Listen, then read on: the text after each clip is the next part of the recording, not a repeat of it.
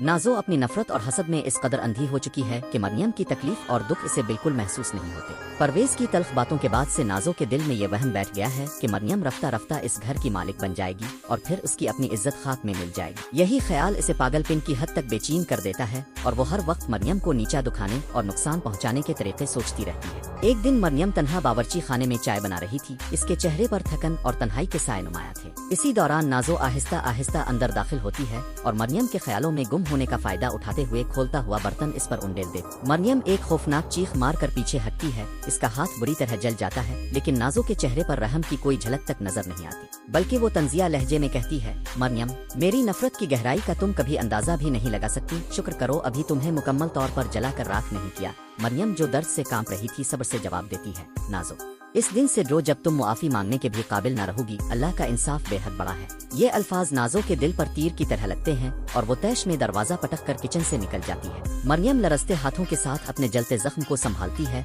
और आहिस्ता आहिस्ता कमरे की तरफ जाती है। आंखों से आंसू बह रहे थे मगर दिल में सब्र की ताकत बाकी थी। कमरे में दाखिल होते ही उम्र घबरा कर उसकी तरफ लपकता है और परेशान लहजे में पूछता है, मरियम, ये क्या हुआ? तुम्हारा हाथ कैसे जल गया?